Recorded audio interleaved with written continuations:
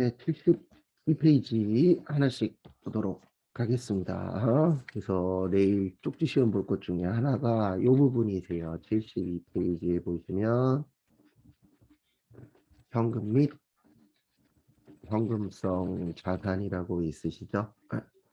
그래서 통화 및 통화 대용 증권, 요금을 예금, 당좌고, 보통 현금성 자산, 취득 당시 만기가 3개월 이내일 때, 이거는 그 첫날 암기하시라고 드린 거 있죠. 거기에 내용이 있습니다.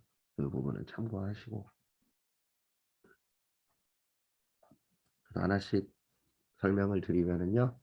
제일 처음에 거기 보시면 거기 교재에 보시면 통화라고 있습니다. 통화. 그래서 통화는 부하하고 지폐를 통화라고 표현합니다. 그래서 우리가 부하 그러면 동전 이야기하는 거잖아요. 그래서 우리나라 동전이 현재 100원부터 10원부터 500원, 그다음에 지폐는 1000원부터 5만 원까지 있죠. 10만 원짜리는 지폐 아닙니다. 아직. 그건 수표예요. 근데 시험 문제는 통화가 나오는 게 아니라 이게 잘 나와요. 통화 대용 증권. 그래서 통화 대용 증권의 뜻은 돈 대신 쓸 수 있는 증권을 통화 대용 증권이라고 표현을 하죠. 그거는 참고를 하시고 보시면 제일 처음에 타인 발행 수표에서 남이 발행한 수표를 회계에서는 현금 처리합니다. 왜 그러냐면 우리 수표 받으면은 현금처럼 쓰잖아요, 실제. 그래서 타인 발행 수표 현금이고, 그다음에 자기압 수표. 자기압 수표는 이분이 발행한 겁니다. 은행에서. 그래서 우리가 은행에서 발행한 수표를 자기압 수표라고 하죠. 그다음에 타인 발행 수표는 여기에서 발행한 거예요. 회사에서. 그래서 다른 회사에서 발행한 수표를 이제 타인 발행 수표. 그다음에 은행에서 발행한 수표는 자기압 수표. 그다음에 가계 수표라고 있으시죠? 요거는 지금은 안 씁니다. 그래서 가계 수표는 개인이 발행한 수표를 가계 수표라고 표현합니다. 그다음에 여행 갈 때 쓰는 수표를 여행자 수표, 송금 수표. 그래서 대부분의 수표들은 돈처럼 쓰는데 나중에 이제 문제 풀 때 한두 번 정도 나오는데 선일자 수표라고 있어요. 요거는 좀 이따 배울 어음 처리하라고 되어 있습니다. 요게 나오면 좀 헷갈릴 수 있어요. 그래서 선일자 수표는 수표를 어음처럼 사용하는 수표를 선일자 수표라고 합니다. 그래서 선일자 수표는 현금이 아니고 어음으로 처리를 하셔야 되세요. 그다음에 우편한 증서. 이 우편한 증서는 뭐냐면 우편으로 오는 거예요. 그래서 이 우편으로 온 종이를 가지고 우체국을 가거나 은행을 가시면은 돈하고 바꿔주는 거. 이걸 우편한 증서라고 하고요. 그다음에 국고송금 통지서. 이건 이제 국가에서 돈을 뭐 만약에 나한테 따로 줘야 될 게 있다. 그러면 이 종이 자체가 이제 현금처럼 사용이 가능한 거죠. 그다음에 만기 도래 공사채 이자표. 요건 뭐냐면 국가가 발행하는 걸 국채, 그다음에 지방자치단체에서 발행하는 걸 지방채, 그다음에 회사가 발행하는 걸 사채라고 합니다. 근데 우리가 일반적으로 이야기하는 사채랑 그 공부할 때 이야기하는 사채랑은 좀 차이가 있습니다. 그래서 사채 그러면은 회사에서 발행하는 거다. 그래서 회사채라고 생각을 해주시면 되세요. 참고하시고.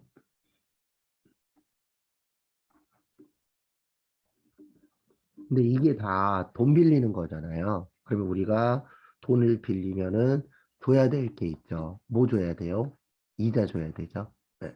그래서 이 공사채라고 나오시면은 이 돈을 빌려주는 겁니다. 그래서 이자 받으면 이자도 돈이잖아요. 그래서 돈처럼 사용할 수 있다. 이렇게 봐주시면 되고요. 그 다음에 배당금 통지서. 요건 이제 주식이에요. 그래서 우리가 참고로 저는 주식 안 합니다. 네, 성향상 할 수가 없는데 주식하시는 분들이 노리는 건 딱 두 가지예요. 하나는 뭐냐면 우리가 제일 많이 알고 있는 싸게 사서 비싸게 팔자. 이걸 노리시는 분들이 있고 또 하나는 회사에서 이익이 많이 나면 배당이라는 걸 줍니다. 그래서 배당을 많이 받게 되면은 그 주주 입장으로서는 어떻게 보면 이게 이자 개념이라고 볼 수도 있어요. 그래서 주식하시는 분들이 노리시는 거는 크게 두 가지세요. 하나는 비싸게 파는 거, 하나는 배당 받는 거. 그래서 이익이 많이 나면은 배당금이 늘어나기 때문에. 그래서 작년에 삼성전자 주식이 연초에 꽤 많이 올랐었어요. 왜 그랬냐면 뭐 상속세 냈었어야 됐잖아요. 그래서 삼성전자에서 삼성 관련된 회사들이 배당을 많이 할 것이다. 왜냐면 우리나라에서 개인으로 배당금 가장 많이 받는 사람이 그 전에는 이건희 회장이 1등이었어요. 지금은 이제 대부분 삼성가들이 대부분 그 상위권을 독차지하고 있는데 어쨌든 주식을 많이 갖고 있다는 뜻이잖아요. 그래서 배당금을 받아서 상속세 내는데 일부 사용이 될 것이다. 그래서 작년 연초에는 주식으로 재미 보신 분들이 많죠. 근데 참고로 뭐 주변에 주식 하시는 분들 계시면 요즘에 주식 어떠냐 이런 거 물어보시면 안 됩니다. 작년 한 상반기는 다들 재미를 봤는데 그때는 막말로 누가 해도 돈 벌 때다 이럴 때였기 때문에 지금은 근데 잘 나가는 주식이 있고 못 나가는 주식이 있는데 대부분 떨어진 경우들이 많아서 요즘에는 주변에 혹시 주식 하시는 분들 계시면 안 만나는 게 좋아요. 요즘 힘들어갖고. 이런 종류들 좀 받으시고 그렇게 자주 내지는 않았는데 내기는 냅니다. 그 다음에 통화 대용 증거까지 받고요. 요구불 예금이라고 있어요. 요구불 예금은 입출금이 자유로운 예금을 요구불 예금이라고 표현하고요. 그 다음에 우리가 기억해야 될 거는 보통 예금하고 당좌 예금. 요게 나오면 요구불 예금이다. 이렇게 보시면 됩니다. 그래서 뉴스 같은 거 보시다가 간혹가다 TV에 이런 말이 나올 때가 있어요. 요즘 돈이 이쪽으로 몰리고 있다. 요금을 예금 쪽으로. 아니면 은행 쪽에 입금이, 그러니까 예금이 늘어나고 있다. 그러면 이렇게 생각하시면 돼요. 요즘 부동산이나 주식이 안 좋구나. 전체적으로 봤을 때 사람들이 주식이나 부동산이 위험하구나. 이런 판단이 들면 요구불 예금 쪽에 돈이 몰려요. 왜냐면 요구불 예금이나 아니면 이런 은행 같은 경우에는 안전하게 보관할 수 있잖아요. 다른 쪽에 비해서 뭐 떨어지거나 그런 부분들은 없기 때문에 어, 그래서 그런 게 나왔을 때에는 좀 투자라는 건 좀 위험하지 않냐. 근데 요즘이 그 시기입니다. 요즘에 은행 쪽에 돈이 좀 몰리고 있다라고 하더라고요. 그 다음에 시험 문제에 제일 많이 나오는 거 이거세요. 현금성 자산. 그래서 현금성 자산은 이렇게 되어 있죠. 취득 당시 만기가 3개월 이내일 때. 그래서 이게 무슨 뜻이냐면은 기간이 짧다란 뜻이죠. 그래서 우리가 3개월 그러면 길다라고 생각할 수 있지만 일반적으로 아주 긴 기간은 아니잖아요. 그래서 그 기간 동안 그러니까 취득이라는 게 내가 가지고 있는 거죠. 그래서 내가 만약에 뭐 말은 안 되겠지만 적금을 2달짜리를 가입했다. 그리고 이런 것들이 이제 현금성 자산이 되는 거죠. 왜냐하면 2달 그러면 일반적으로 긴 기간은 아니잖아요. 그러면 빨리빨리 현금화 시킬 수 있겠죠. 그래서 이런 것들이 이제 현금성 자산이구나라고 봐주시면 될 것 같습니다. 참고하시고요.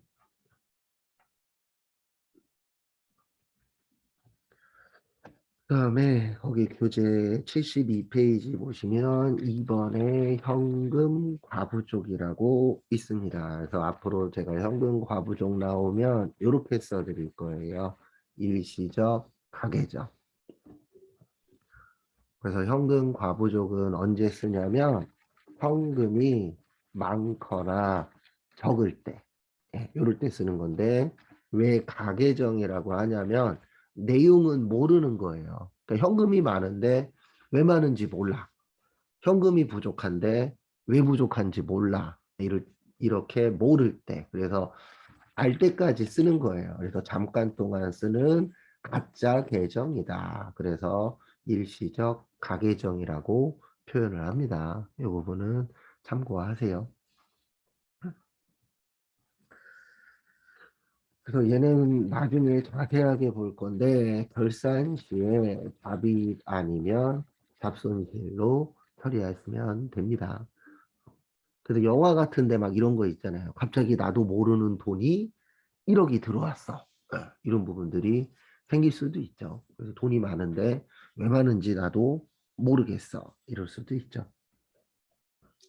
그다음에 72페이지 3번에 소액현금이라고 있는데 이건 저희 시험에는 거의 안 나와요. 또 이건 이제 어떤 거는 경우냐면 소액이라는 게 작은 거잖아요. 그래서 소액현금이라는 거는 말 그대로 작은 돈을 이야기를 합니다. 그래서 이거는 이제 좀 규모가 큰 회사하고 연관이 있어요. 만약에 직원이 100명이야. 그러면 격리부서에서 직원들 돈 주는 것만 하는 일이 아니잖아요. 그래서 만약에 직원들 한 명한테 10,000원씩 줘야 돼.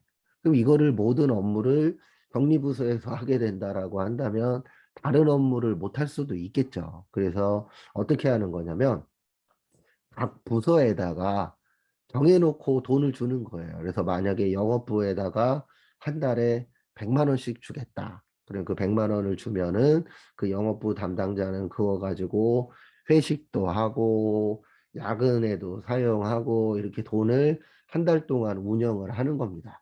그래서 그 운영한 이후에 정해진 날짜에 영수증을 격리부서에다가 제출하는 거, 요거를 소액현금 또는 전도금이라고 합니다. 근데 이거는 작은 규모의 회사에서는 대부분 사용을 안 하고요. 좀 일정 부분 규모가 있는 회사에서는 사용을 하는데 저희 시험에는 거의 안 나오세요. 그다음에 73페이지. 좀 전에 현금성 자산은 설명드렸죠. 현금성 자산에서 제일 중요한 건 3개월입니다. 시험이기 때문에 장난치는 게 이런 걸로 장난칠 수밖에 없어요. 뭐 3개월을 6개월 막 이런 식으로 날짜 갖고 좀 장난을 치시거든요. 그 부분은 참고를 좀 해주세요.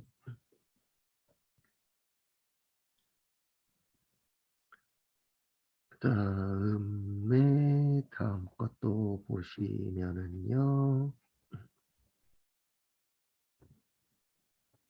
당좌예금. 그래서 거기 당좌예금 보시면 당좌예금은 모발행하기 위한 예금이라고요. 수표 발행. 수표 발행하기 위한 예금을 당좌예금이라고 표현합니다.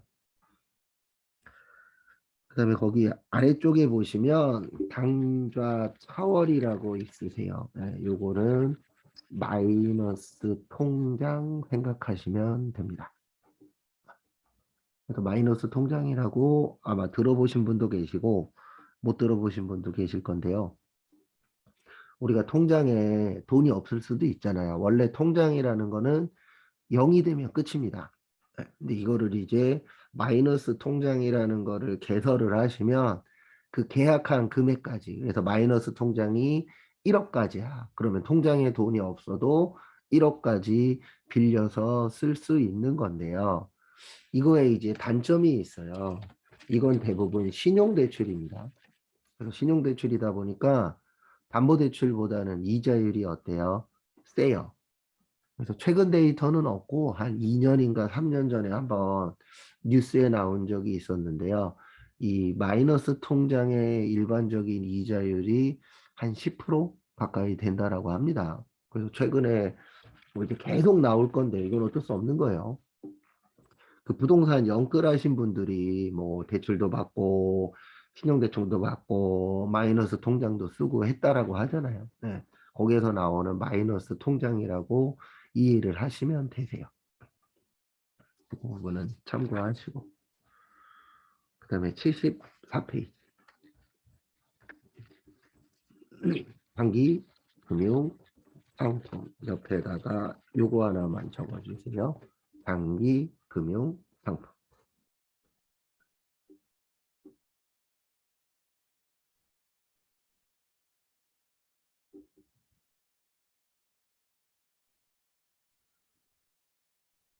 그래서 보시면요. 우리가 앞으로 공부할 때 단기하고 장기로 많이 나눠질 건데요.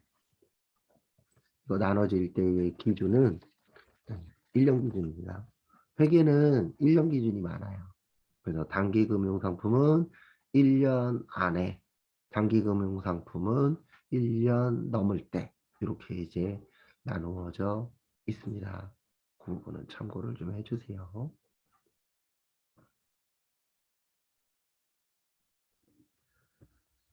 다음에 25페이지 육아생활. 그래서 저희가 내일 쪽지 시험 볼 게 아까 잠깐 이야기했었던 현금 및 현금성 자산, 그 다음에 요 유가증권도 내일 쪽지 시험을 좀 볼 겁니다. 그래서 유가증권에는 지분증권이 있고요. 그 다음에 채무증권 이렇게 이제 두 가지로 나누어지는데 유가증권의 뜻은 뭐냐면 가치가 있는 증권을 뭐라 그래요? 유가증권이라고 하는데 기본증권은 주식 이야기하는 거고 세무증권은 저희가 공부할 때에는 사채. 세무라는 게 돈 갚아야 되는 거잖아요. 그래서 사채가 돈 빌리는 겁니다. 회사 입장에서는. 그래서 첫 번째로 이제 주식이 지분인데 잠시만요.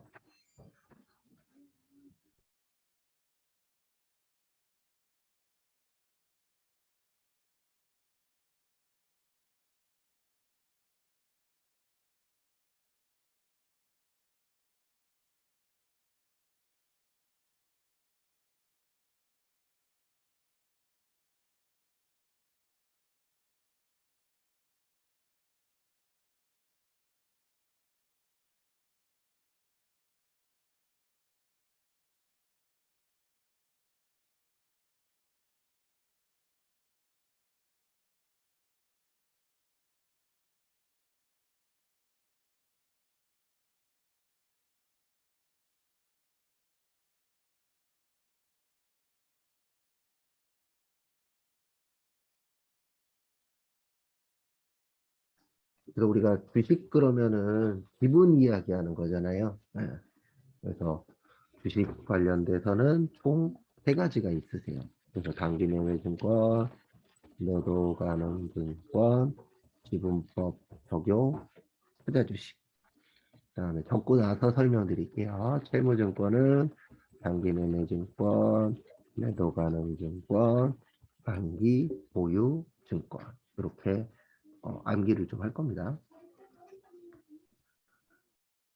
그래서 일단 보시면은요, 첫 번째로 이제 지분증권인데, 우리가 이제 대기업에서 아니면 이제 어느 정도 규모가 되는 회사에서 뭐 돌아가시거나 하면은 이제 형제들끼리 싸우는 경우가 있잖아요. 그게 이것 때문에 싸우는 거예요. 왜냐하면 우리가 지분이라고 표현을 하는데 이 주식을 많이 가지고 있으면 그 회사를 지배할 수가 있습니다. 그래서 누가 주식이 많냐, 누가 주식이 적냐, 이거 되게 중요하거든요.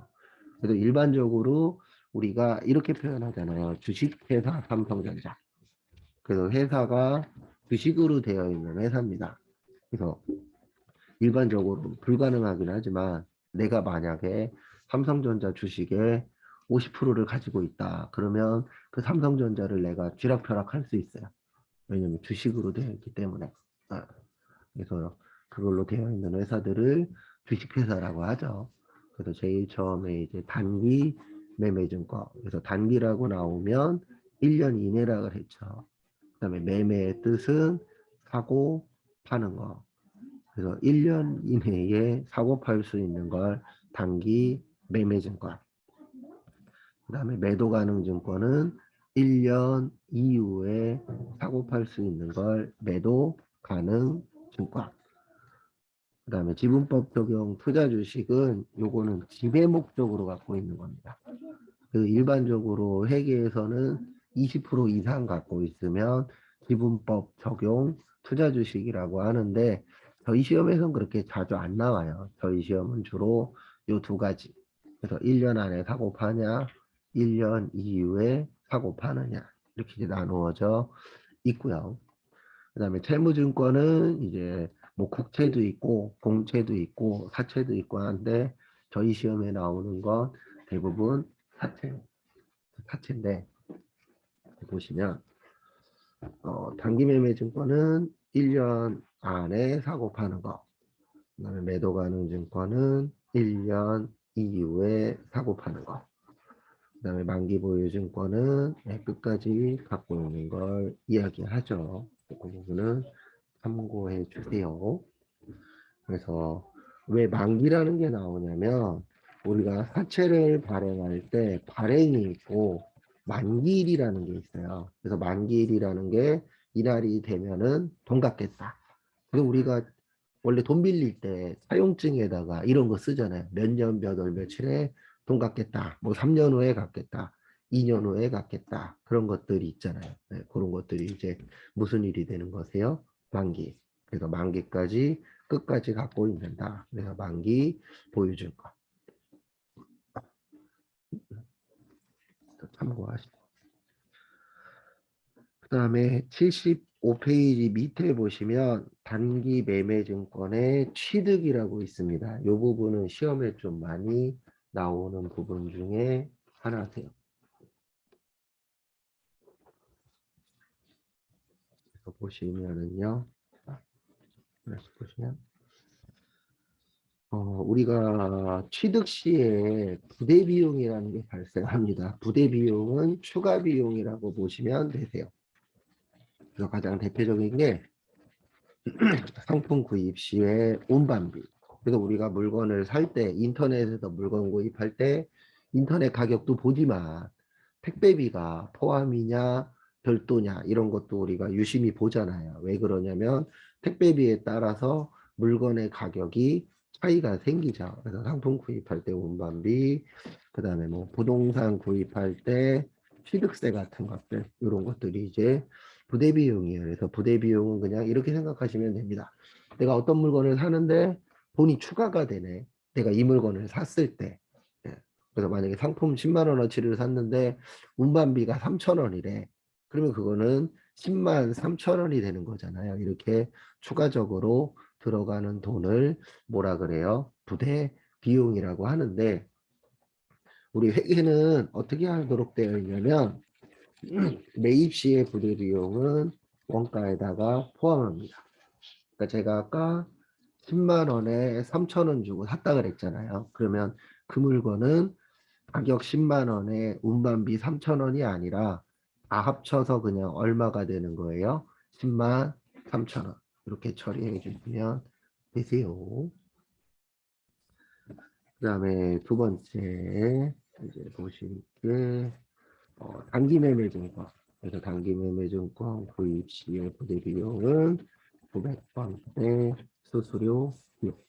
이렇게 처리를 해주시면 되고요. 그 다음에 매출 시의 부대 비용은 비용. 이렇게 세 가지로 되어 있는데 할 때는 딱 이거 두 가지밖에 없어요. 그래서 원가에다가 포함하냐 아니면은 수수료 처리하냐. 그래서 단기 매매 증권 빼놓고는 다 원가에다가 포함하도록 되어 있습니다. 그 다음에 팔 때에는 무슨 처리한다? 비용 처리. 이 부분 참고하시고.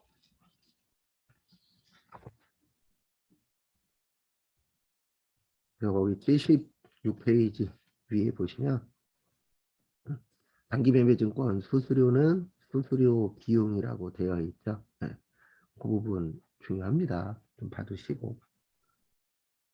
그다음에 76페이지 2번 보시면 단기 매매증권의 평가라고 있습니다. 그래서 여기에서 중요한 거는 평가예요.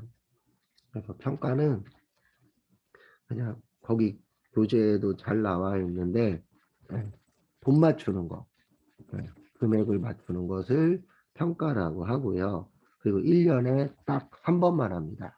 기말에. 그래서 제가 앞으로 기말이라고 써드리면 12월 31일이세요.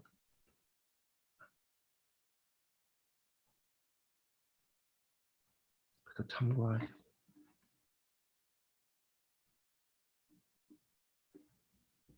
그래서 보시면은요, 네, 돈 맞추는 거를 네, 평가라고 했었죠. 그래서 1년에 몇 번만 맞춘다고요? 한 번만. 근데 왜 1년에 한 번만 하냐면 주식이라는 게 가격이 하루에도 올라갔다가 떨어졌다가 왔다 갔다 하잖아요. 이거를 계속 맞춘다라는 건 실제 불가능합니다. 그래서 1년에 한 번만 계산하는 거예요. 몇 월 며칠 날이요? 12월 31일 날 금액 조정을 하는데 이제 두 가지가 있습니다. 단기매매증권 평가 이익이 있고 단기매매증권 평가 손실 이렇게 두 가지가 있으세요. 그래서 회사 입장에서 좋으면 이익이 되는 거고 나쁘면 손실이 되는 건데 당연히 주식 가격이 오르면 좋겠죠. 그래서 가격이 올랐을 때는 평가 이익, 가격이 떨어지면 평가 손실. 그리고 무조건 올랐다 그래서 좋은 건 아닙니다. 그 상황을 잘 보셔야 돼요. 만약에 내가 빚을 갚아야 돼. 그럼 빚이 오르면 빚은 좋은 게 아니니까 그때 손해가 되는 거고 네, 빚이 떨어지면 좋은 거잖아요. 덜 갚아도 되니까. 그래서 그 상황에 따라서 이익이 될 수도 있고 손실이 될 수 있는데 무조건 올랐다 그래서 이익은 아니라는 거 그런 부분은 좀 주의해 주시고요. 그 다음에 거기 밑에 보시면 단기매매 증권의 투자 이익이라고 되어 있는데요. 우리 주식을 하면은 배당금 받는다 그랬죠. 그래서 배당금 받는 걸 배당금 수익. 그 다음에 사채나 이런 국공채에다 투자하면은 거기 채권이라고 되어 있죠. 그래서 채권은 받을 돈이라 그랬죠. 그래서 우리가 돈 빌려주면은 뭐 받으세요? 이자 받죠. 그래서 그때는 이자 수익. 이렇게 이제 처리하시면 되고요. 그 다음에 76페이지 밑에 보시면 처분이라고 있습니다. 처분이라는 건 우리가 사고 파는 거잖아요. 그래서 이것도 두 가지가 있습니다. 비싸게 팔면 처분이, 싸게 팔면 처분, 손실. 이렇게 이제 두 가지로 되어 있으세요.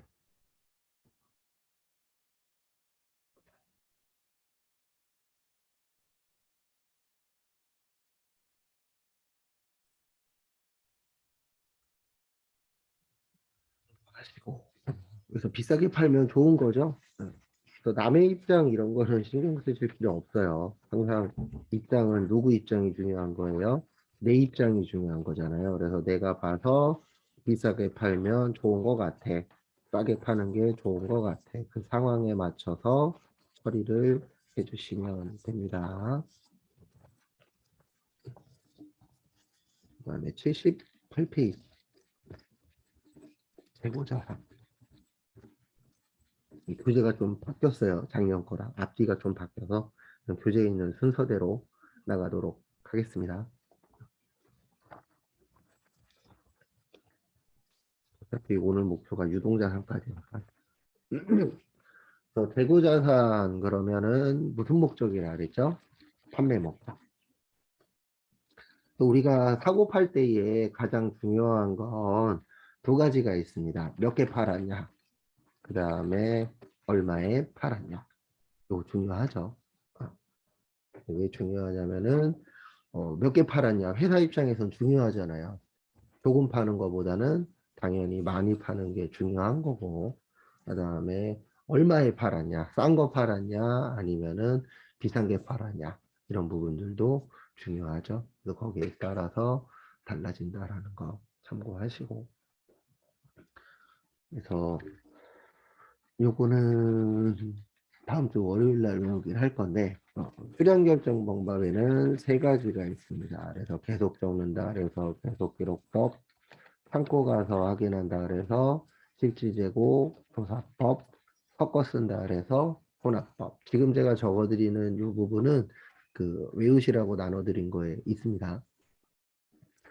그래서 계속 기록법은 말 그대로 장부에다가 계속 적는 거예요. 그래서 10개 샀다, 10개 팔았다, 5개 샀다, 2개 팔았다 이런 식으로 우리가 장부에다가 적잖아요. 그래서 계속 기록한다 그래서 계속 기록법이 되는 거고요. 그 다음에 실질재고 조사법은 말 그대로 실제 조사하는 거예요. 그래서 창고 가서 확인했더니 몇 개 남았더라, 몇 개 팔렸다. 그 창고 가서 조사를 하게 되면은 남은 걸 알 수 있잖아요. 그래서 계속 기록법은 장부에 매입과 매출을 기록하는 거고요. 실질재고 조사법은 장부의 매입만 기록하고 그 다음에 창고에서 남은 것만 확인하는 방법이에요.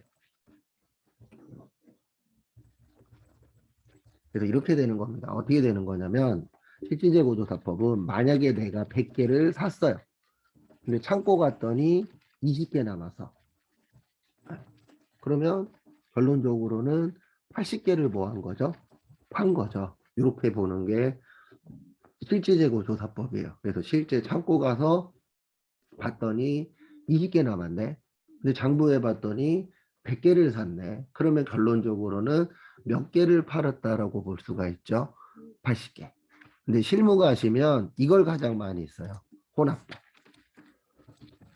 그래서 혼합법은 계속 기록법하고 실질 재고 조사법하고 뭐 해야 돼요? 같아야 돼요. 이게 무슨 뜻이냐면 장부에 봤더니 20개가 남았대.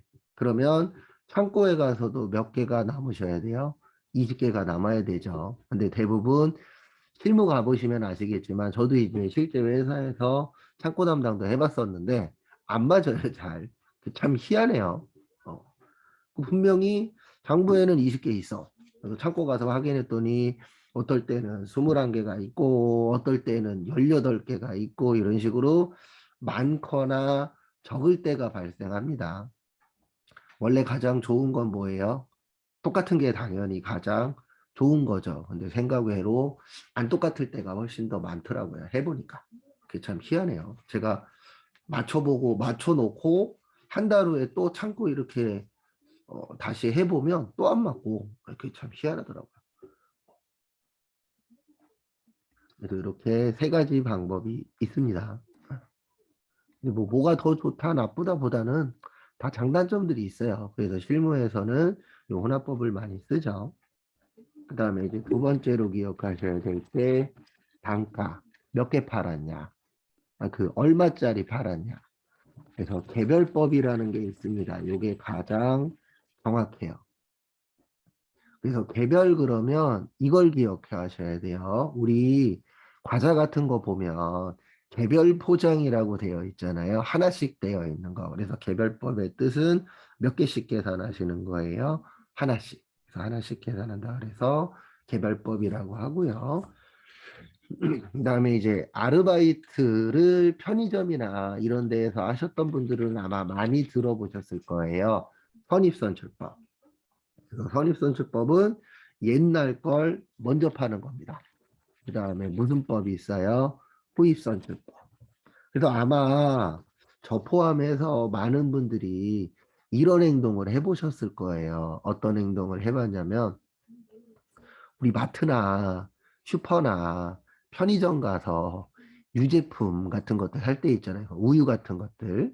그러면 우유 살 때 대부분 이런 행동 등을 합니다. 어떤 행동을 하냐면은 앞에 있는 거 날짜를 확인을 해요. 그리고 뒤에 있는 거 날짜도 확인을 합니다. 그래서 오래 남은 거 사잖아요. 예. 근데 파시는 분들 입장에서는 되도록이면은 앞에 게 먼저 팔리는 게 좋아요. 왜냐면 앞에 게 예전 거거든요. 날짜가 별로 많이 안 남은 거. 그래서 대부분 진열을 할 때에 앞에다가는 날짜가 많이 안 남은 걸 진열을 하죠. 그래서 그게 무슨 법이에요? 선입선출법. 그래서 선입선출법은 회사에 유리한 방법이고요. 후입선출법은 소비자에게 유리한 방법이라고 보시면 되세요.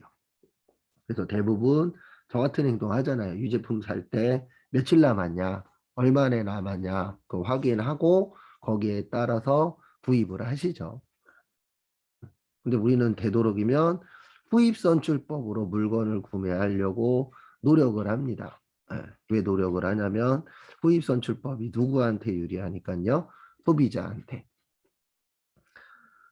그래서 실제 이런 행동을 하시는 분들도 있어요. 어떤 행동을 하시냐면은 인터넷에서 물건을 구입하실 때 물건을 구입하신 다음에 댓글에다가 꼭 이런 문구를 남깁니다. 어떤 문구를 남기냐면은 저 물건 샀어요. 물건 샀으니까 검수해 주시고 최근의 걸로 보내주세요. 라고 쓰시는 분들이 계세요. 그분들은 이걸 원하는 거죠. 후입선출법. 근데 회사에서는 무조건 이걸로 보냅니다. 왜냐면 옛날 거 먼저 파는 게 회사 입장에서는 유리하잖아요. 왜냐면 우리나라 현재 인플레이션이잖아요. 물가가 오르고 있기 때문에 옛날 게 가격이 훨씬 더 싸요. 그래서 싼 거를 비싸게 팔게 되면은 이익이 많이 남잖아요. 그래서 선입선출법은 누구한테 유리하다? 회사한테. 다음에 마지막으로 가중평균법이라고 있습니다. 이 가중평균법에다가 대속기록법을 적용하면 그걸 이동평균법이라고 하고요. 그다음에 가중평균법에다가 실지 재고조사법을 쓰면 이걸 총평균법이라고 표현을 합니다. 요건 제가 조금 이따가 보여드릴 거예요. 개별법 빼고 선입선출, 후입선출, 이동평균, 총평균법이 어떻게 하는지 제가 좀 이따가 보여드리긴 할 겁니다. 그다음에 제가 좀 전에도 강조를 했었는데요. 뭐냐면 물가 상승. 물가 상승 시에 매출 원가만 후입선출법이 커요. 나머지는 선입선출법이 크다. 그래서 현재 우리나라가 물가가 상승하고 있죠. 여기 보시면은 매출 원가인데 이 매출 원가는 무슨 법이 크다고요? 후입선출법이 커요. 이게 무슨 뜻이냐면 최근에 게 비싸다는 뜻이에요. 우리가 원가 있잖아요. 원가가 이제 원래 가격인데 파시는 분들 입장에서는 원가가 낮은 게 좋아요. 왜냐면 만약에 1,000원에 팔았어요. 원가가 300원이야. 그러면 이익은 얼마가 되는 거예요? 700원이 되잖아요. 1,000원에 팔았어요. 원가가 600원이야. 그러면 이익은 얼마가 되는 거예요? 400원이 되잖아요. 그래서 대부분 장사하시는 분들이 대부분 목표는 많이 남기는 거잖아요. 그럼 많이 남기려면은 원가가 뭐 해야 돼요? 싸야 돼요. 근데 원가가 비싸. 그러면 내가 남는 게 적잖아요. 그래서 소비자 입장에서는 솔직히 회사가 얼마 남냐가 중요한 게 아니잖아요. 내가 좋은 물건을 구입했느냐, 아니면 비싼 물건을 싸게 샀느냐, 이게 중요한 거잖아요. 그래서 후입선출법이 대부분 원가가 커요. 왜냐하면 우리나라가 현재 물가 상승 중이기 때문에 최근에 게 가격이 어떻다? 비쌀 수밖에 없죠. 구조 자체가. 그래서 어저께 잠깐 자가검사 키트도 뒤져보니까 인터넷에서 두 개들이 막 38,000원? 그러니까 예전에 그 마스크 비싸게 팔듯이 잠깐 그런 현상들이 일어나고 있더라고요. 그래서 최근에 게 비싸죠. 그런 상황이 되면. 그 다음에 나머지라는 건 이익 생각하시면 돼요. 그래서 이익이 많이 나는 방법이 무슨 법이다? 선입선출법이다. 그래서 대부분 회사들은 선입선출법으로 팔지 후입선출법으로 파는 회사 거의 없어요. 왜냐하면 후입선출법으로 팔면 망해요. 비싸게 산 거를 싸게 팔게 되니까. 그래서 우리가 믿지 말라는 말이 여러 가지 있잖아요. 그 중에 하나가 이제 장사하시는 분들이 손해보고 파는 거야. 이 말 왜 믿으면 안 되냐면 손해보고 팔면요 망해요. 뭐 한두 개 손해보고 뭐 판다 이러면 상관은 없지만 모든 물건을 다 손해보고 팔라 그러면 망할 수밖에 없습니다. 이익은 나야죠. 그래서 많이 쓰는 방법들이 뭐 박리담에 싸게 해서 많이 파는 거 그러면은 티끌 모아 태산이라고 이익이 어떻게 돼요? 커질 수는 있겠죠. 뭐 그런 방법을 쓰지 않는 이상은 좀 힘들다라는 거 부분 참고하시고 그다음에 재고자산 감모 손실이라고 있으세요. 그래서 감모의 뜻은 이거 한자인데 수량 부족이에요. 그래서 여러 가지 사건 사고에 의해서 수량이 부족한 거를 감모라고 표현을 합니다. 그래서 우리가 뭐 이럴 수도 있잖아요. 우리 회사가 만약에 오징어를 파는 회사야. 근데 직원이 오늘 저녁에 술 먹으려고 하나 가져갔어. 이럴 수도 있죠. 아니면 고양이님께서 배고프셔갖고 한 마리 들고 가셨어. 이럴 수도 있잖아요. 그래서 어떤 사건, 사고에 의해서 줄어드는 걸 이제 감모라고 하는데 당연히 회사 입장에서는 수량이 부족하면 손해겠죠. 그래서 두 가지가 있습니다. 이것도 나중에 외우셔야 돼요. 그래서 정상적하고 비정상적. 그래서 정상적일 때는 매출원가에 가산하고 회계 처리는 안 해도 되고요. 그다음에 비정상적일 때는 영업의 비용 처리하고 회계 처리하시면 됩니다.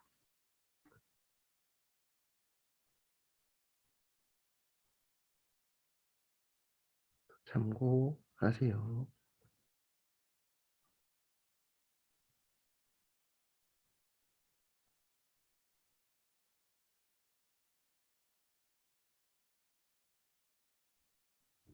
그다음에 재고자산 평가 손실이라고 있으세요. 그래서 평가 그러면 뭐 맞추는 거라고요?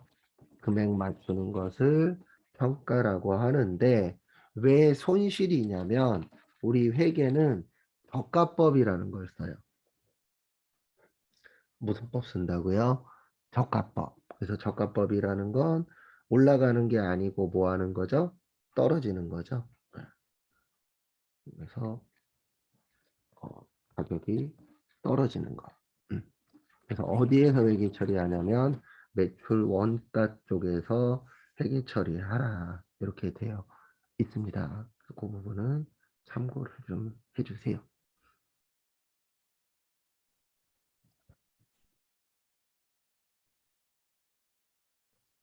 참고하시고 그다음에 여기 보면서 하나하나씩 설명을 드리도록 하겠습니다.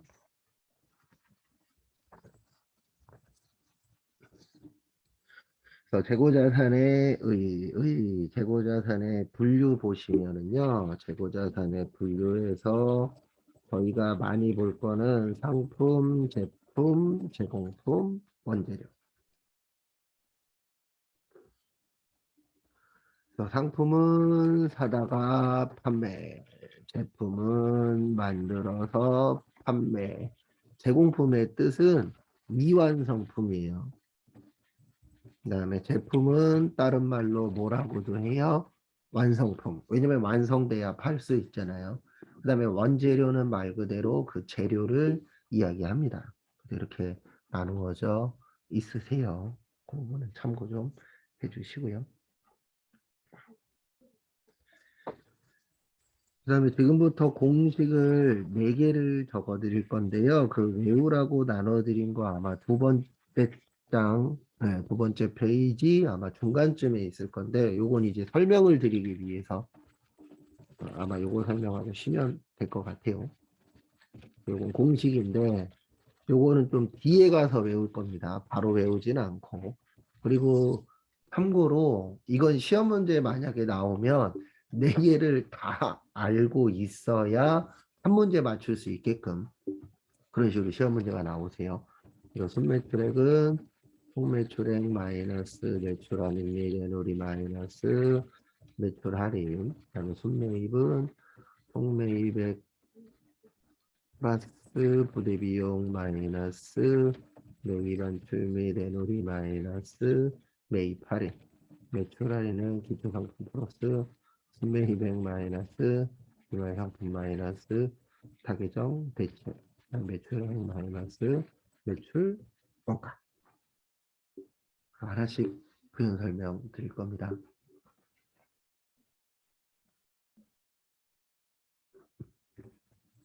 총매출액은 이해되시죠? 몇 년 동안 판 거예요? 1년.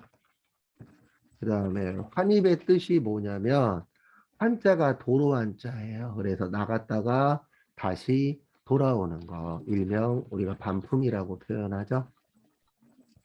그 다음에 애누리는 깎아주는 건데 물건과 관련돼서 깎아주면 애누리, 돈과 관련돼서 깎아주는 건 할인 이렇게 표현을 합니다. 그리고 제가 앞에 적은 건 일단 조만간은 다음 주까지는 메일로 보내드릴게요. 그리고 혹시 메일 못 받으신 분 계시면 연락 주십시오. 왜냐하면 제 주특기 중에 하나가 이메일 주소 틀리는 거예요. 잘 보고 치는데도 오타가 하나씩 날 때가 있더라고요. 그래서 혹시 안 들어가신 분은 연락 주십시오. 그래서 다시 한번 설명을 드리면 총매출액은 1년 동안 판 거, 환입은 나갔다가 다시 들어온 거. 그래서 우리가 일반적으로 반품. 그 다음에 애누리는 깎아주는 건데 물건에 뭐 흠집이 난다거나 물건이 잘못됐다거나 이럴 경우에는 다시 가져오는 것보다는 싸게 해서라도 파는 게 더 좋을 수도 있잖아요. 왜냐면 반품된 게 무조건 나가는 게 아니기 때문에. 그리고 반품되면은 회사 입장에선 손해니까 반품하는 것보단 조금 더 저렴하게 해서 깎아주는 경우가 있죠. 그래서 실제 이런 일이 발생할 수 있잖아요. 어떤 일이 발생하냐면 만약에 내가 가구를 샀어요. 그래서 가구를 사갖고 열심히 그 가구 매장에서 가구를 가지고 오다가 흠집이 났어. 근데 흠집이 아주 크지는 않아. 근데 가구 사장님이 흠집 보더니 깎아주겠대. 이런 일이 발생할 수도 있죠. 근데 티는 안 나. 내가 봤을 때는. 그런 것들은 싸게 구입할 수도 있고 반품을 할 수도 있죠. 그래서 이렇게 두 개가 같이 연결되어 있는 겁니다. 그 다음에 할인은 돈 빨리 받으려고 깎아주는 거예요. 뭐 이런 경우입니다. 만약에 100만 원을 받아야 되는데 돈 받으려면 3개월이 남았어. 근데 우리가 다음 달에 100만 원이, 그 80만 원이 필요하네. 그러면 100만 원 줘야 될 사람한테 이렇게 얘기할 수도 있잖아요. 3개월 후에 주기로 한 거 다음 달에 주면 5만 원 깎아줄게. 아니면 몇 프로 깎아줄게. 2% 깎아줄게. 이런 식으로 대화를 할 수도 있죠. 그래서 상대방이 그래 깎아줘. 그러면 그게 뭐가 되는 거세요? 매출 할인. 그다음에 순매입은 1년 동안 산 거에다가 뭐 운반비 이런 것들 부대 비용. 그다음에 환출은 반품. 애놀이는 물건과 관련된 거. 할인은 돈과 관련된 거. 똑같은데 이제 매출이냐 매입이냐에 따라서 명칭의 차이는 있습니다. 그리고 기초상품은 1월 1일 날 갖고 있는 거를 이야기하고요. 매입액은 1년 동안 갖고 있는 거. 그다음에 기말은 12월 31일. 파괴정 대체는 실기할 때 배우는 건데요. 이거는 다른 곳에 사용할 때. 예. 왜냐면 우리가 재고자산이라는 건 원래 판매 목적이잖아요. 근데 판매 목적인데 팔지 않고 다른 데 썼다. 그래서 타계정의 뜻이 다른 곳에 썼다. 안 팔았다. 그거를 타계정 대체라고 하는데 이 파트는 이제 앞으로 문제 풀면서 여러 번 보실 겁니다. 그 다음에 매출 총이익. 그래서 우리가 회사라는 곳은 이익 나는 게 중요하잖아요. 그래서 우리가 구성은 이렇게 되어 있죠. 원가에다가 이익 더해서 팔잖아요. 그 순서만 바뀐 거예요. 그래서 이익이 얼마냐 알려면은 매출액에서 뭐를 빼라? 원가를 빼라. 그러면 얼마가 이익이다 알 수 있겠죠. 네, 그 부분을 무슨 이익이라고 하세요? 매출 총 이익인데 어차피 여기는 이 내용이 뭐냐가 중요한 게 아니고 그냥 계산 문제세요. 그래서 공식 잘 외워주시면 됩니다. 여기까지 보시고요. 잠깐 쉬었다가 11시 30분에 신호 확인하고 그다음에 다음 거 진행하도록 하겠습니다.